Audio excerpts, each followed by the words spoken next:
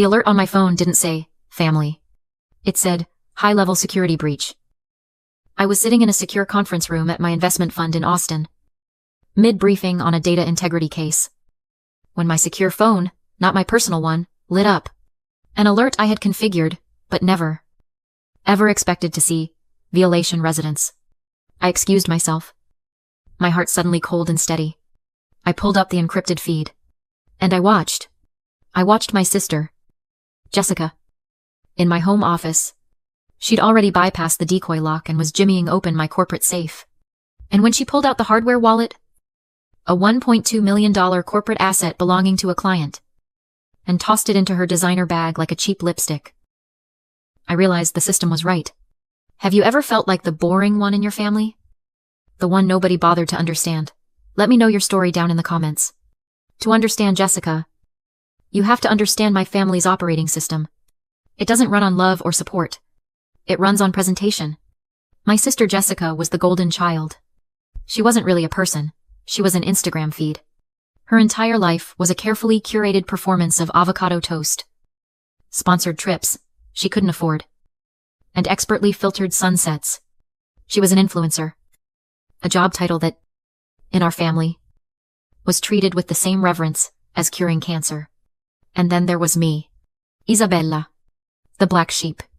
The quiet one? The boring one. I am the head of digital forensics for a multi-billion-dollar private investment fund. I track ghost assets through encrypted networks. I investigate high-level corporate fraud. And I hold a security clearance that required federal agents to interview my high school chemistry teacher. To my family, I work with computers. I can still feel the polite boredom of those Sunday dinners. My father, Michael, would raise his glass. To Jessica, 50,000 new followers this month. Can you believe it? My mother, Jennifer, would just beam. Oh, it's just wonderful. All her friends say she just glows.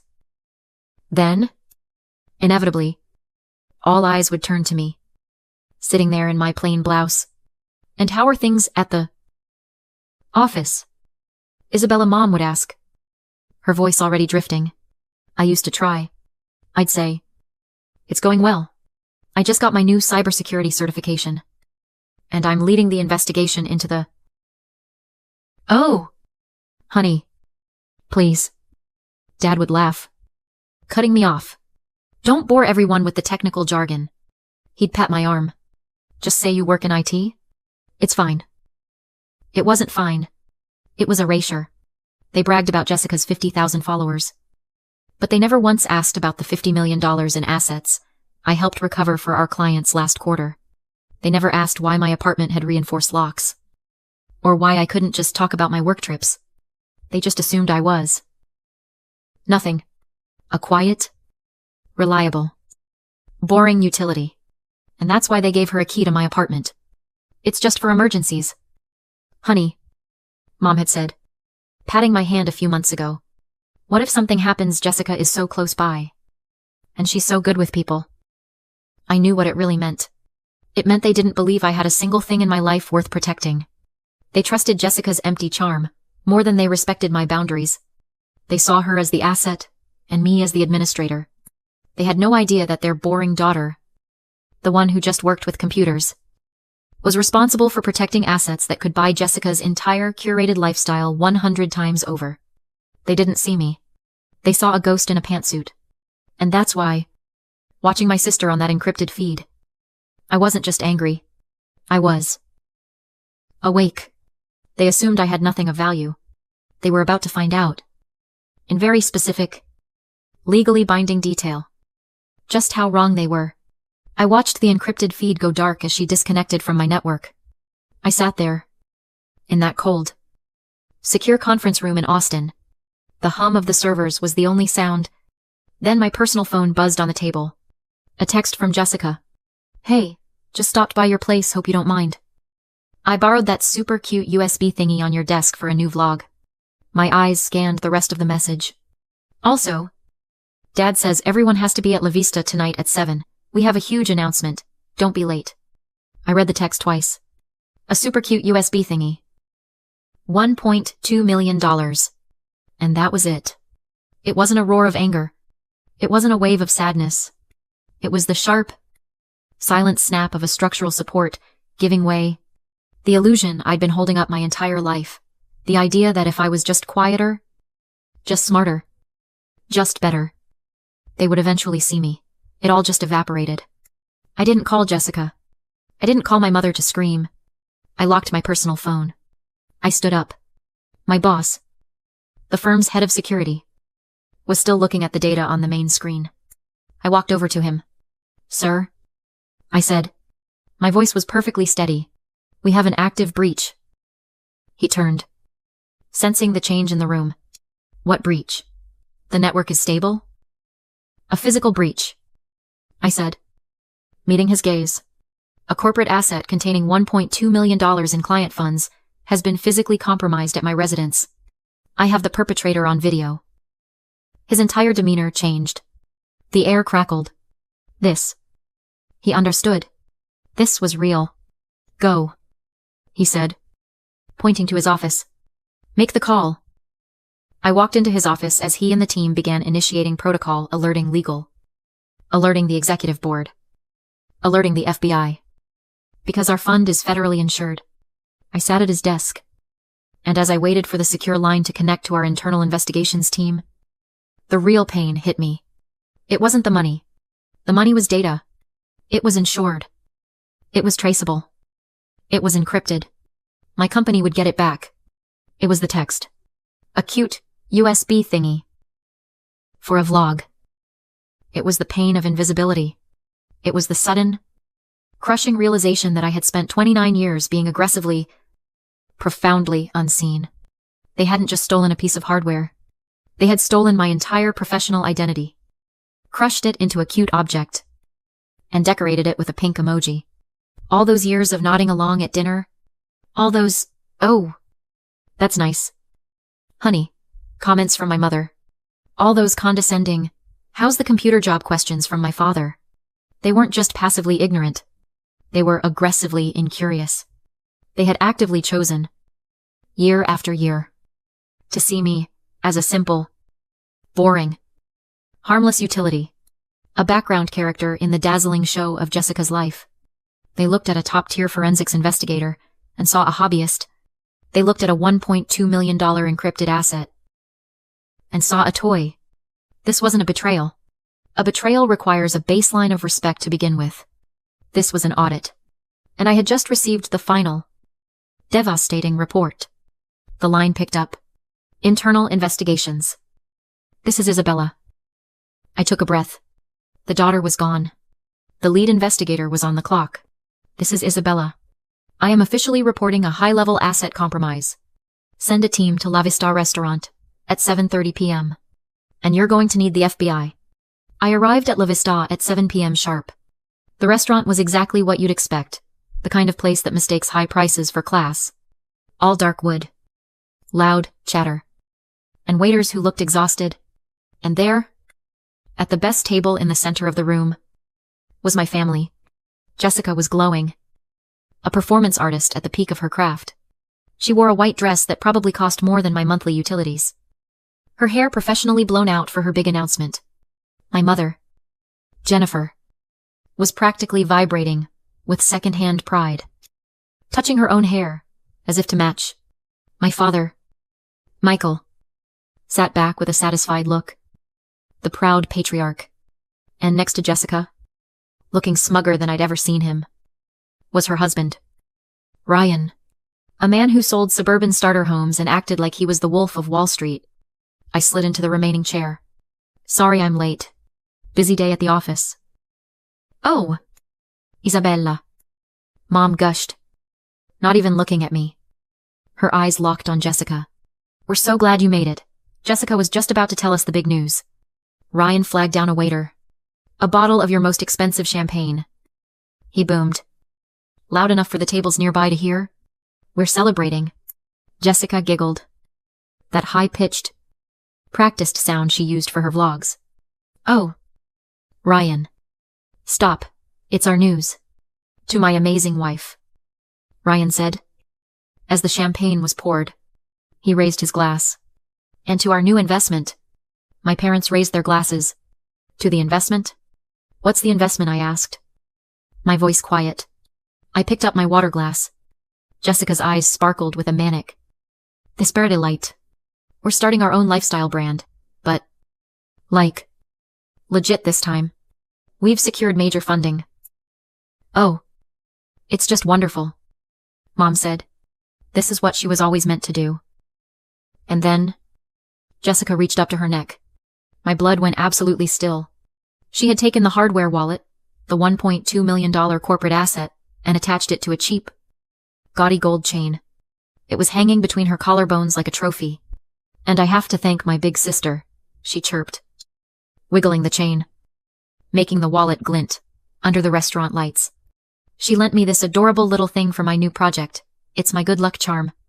My mother turned to me, her eyes filled with rare approval. See, Isabella, that's so nice. It's wonderful when you finally share your little computer toys. I just smiled. It was a thin, tight smile. I didn't say anything. I just watched. The champagne flowed. Ryan got louder, his face turning red. After his third glass, he leaned across the table, sloshing his drink, and clapped me on the shoulder. No! Seriously. Izzy. He slurred, his voice a conspiratorial whisper that carried across the room. I've got to thank you. I told Jess you wouldn't mind. I kept my expression perfectly neutral. Oh. Yeah, he laughed. I did the research. He tapped the side of his head. Those little bitcoins? They're worth a lot of money. A lot. We're just... He winked. We're just diversifying the portfolio for you. Helping you out. He leaned in closer, his breath smelling like cheap champagne and desperation. Our guy says he can clean it for us by Monday. Cash it out. Easy peasy. And there it was. The deeper twist. Jessica wasn't the shark. She was the pilot fish. Ryan was the one steering her. He was the co-conspirator. The idiot mastermind who thought cleaning a federally insured, forensically traceable corporate asset was as simple as our guy said. I looked at my sister as she laughed at something my father said.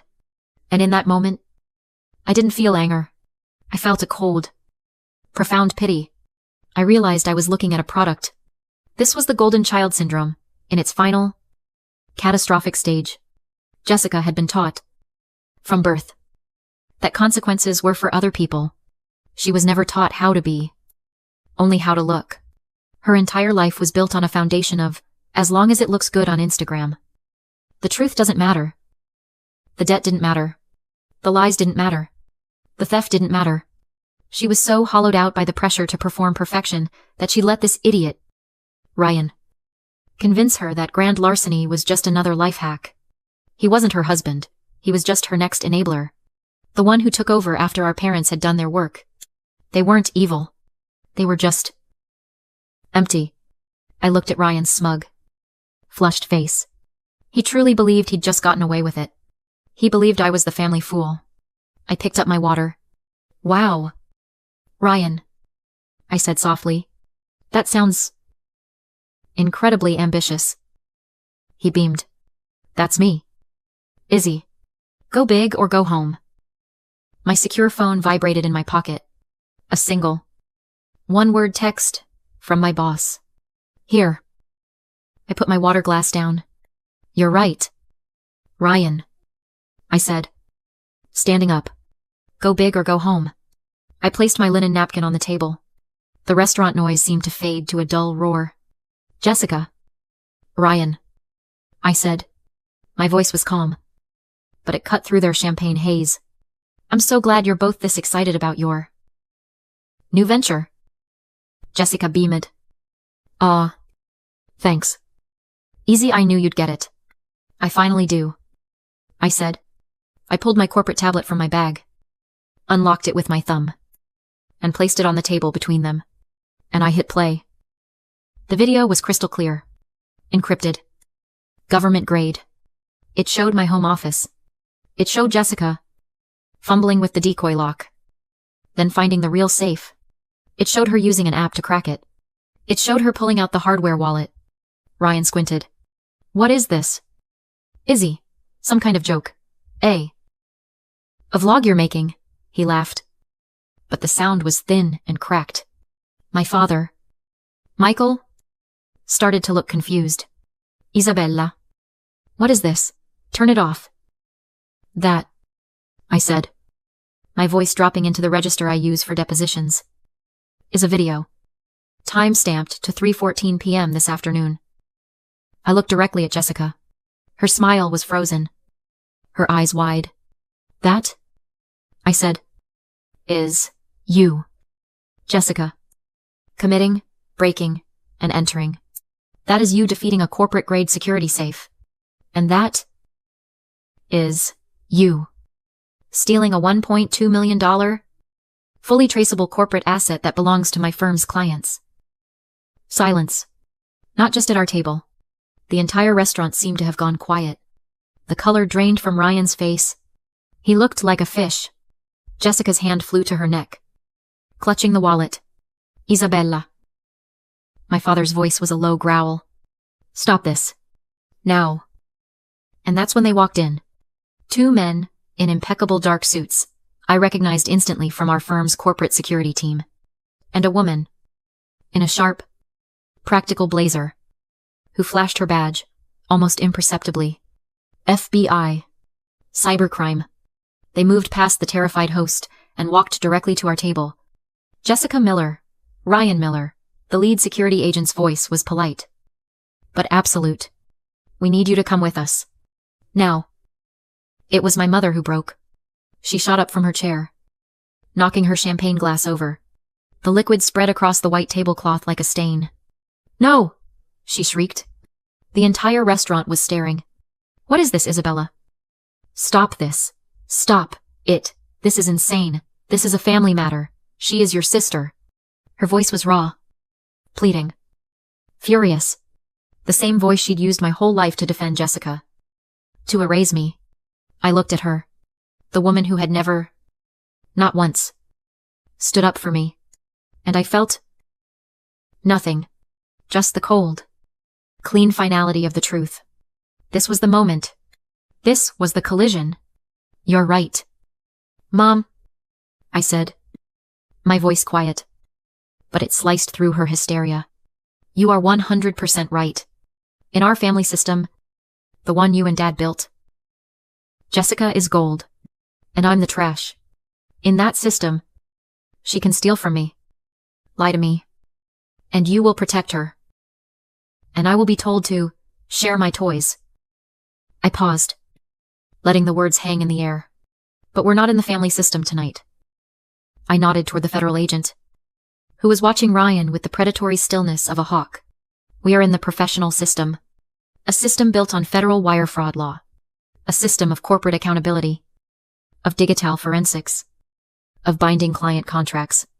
A system that doesn't care about golden children or hurt feelings. I turned my eyes to Jessica. She was trembling, her mascara starting to run. And in this system, Mom, I'm not the boring daughter. I am the lead investigator. My word is evidence. And they... I looked at Jessica and Ryan with final, chilling clarity. Arrefelons. Tonight, I finished. The professional system wins. The lead agent nodded to his partner. Ma'am, he said to Jessica. The device around your neck. It's corporate property. We'll be taking it as evidence. As he reached forward, Jessica didn't resist. She just collapsed. A full-body sob. The kind her Instagram followers never saw. She slumped forward onto the table, her perfect hair falling into the spilled champagne. As the agent calmly unclipped the $1.2 million good luck charm from around her neck, Ryan just sat there, frozen, his mouth opening and closing. Our guy defense, evaporating. They were cuffed. Quietly. Professionally. As they were walked out of the restaurant. Past the dozens of staring, whispering diners. My mother just stood there, staring at me. Her face was a mask of pure, uncomprehending hatred. She hadn't heard a word I said. She just knew her world had broken. My father just looked old. He sank back into his chair and put his head in his hands. I picked up my bag, left the tablet on the table with the security footage still looping, and walked out. I didn't look back. The fallout was comprehensive. Jessica and Ryan were facing a spectacular combination of federal wire fraud charges, conspiracy, and, of course, the civil lawsuit my firm immediately filed. We weren't just suing for the $1.2 million, we were suing for the full cost of the investigation, the security upgrades, and the man-hours required to resecure the client's assets. The total came to just over $2.5 million. The Jessica Miller lifestyle brand evaporated overnight. Sponsor dropped her, like a toxic asset. Which, I suppose, she was. Her Instagram feed went from curated lattes to a wall of angry, spammy comments. Ryan's real estate license was suspended indefinitely. Pending the investigation, they were ruined. My parents, of course, tried to confront me. They showed up at my apartment, the one with the new military-grade security system I'd had installed a week after the arrest. My father, Michael, looked smaller than I'd ever seen him. Isabella, he said, his voice strained. How could you do this to your own family? My mother, Jennifer, just stood behind him, her arms crossed, her eyes burning with a hatred so pure, it was almost impressive. She didn't see a daughter, she saw a traitor. I looked at them, standing in my hallway, and I felt nothing. The old, aching need for their approval was just gone. Scoured, clean. I didn't do this. Dad, I said, my voice calm. I just turned on the lights. Jessica and Ryan did the rest. She's your sister, he pleaded. And she committed a federal crime. She stole from my clients. She and her husband planned to launder $1.2 million. Did you know that? It was just... She got confused. You and your computer toys. And that was it. I laughed. It was a cold, dry sound. My computer toys. Dad, I said. You've never once, in 29 years, actually asked me what I do. You bragged about Jessica's 50,000 followers. But you never bothered to ask about the $50 million I recovered for my firm last quarter. They stared, blankly. You want to talk about family? I continued. Stepping back. You and Mom created a family where image was the only currency. You're upset. Not because Jessica is a criminal, but because her brand is ruined. You're not angry that I was betrayed. You're angry that I stopped being invisible. I told them my salary. $280,000 a year. Before my annual bonus, which was often 6 figures. I told them my title. I told them about the commendations I've received from federal agencies. My father just shook his head. We didn't know. No, I said, moving to close the door. You didn't ask? This isn't a tragedy. This is the ledger being balanced. I shut the door. That was a year ago. Jessica and Ryan took a plea deal. They're both serving time in a low-security federal prison. They'll be paying restitution to my firm. Not to me for the rest of their lives. I was promoted. I'm a director now. I report directly to the CEO. Last month, I used my bonus to establish a scholarship fund for young women entering the cybersecurity field. Specifically for those who come from backgrounds where their talents are overlooked. My parents text me sometimes. We miss you. Your old room is here. I read the message this morning. I looked at it. Then, I put my phone down. Face down. On my desk. I'm not invisible anymore. Not because they finally see me. But because I finally stopped caring if they do. Sometimes, the hardest thing isn't being seen. It's stopping the wait for others to see your value. And just having value. Have you ever had to choose between your family's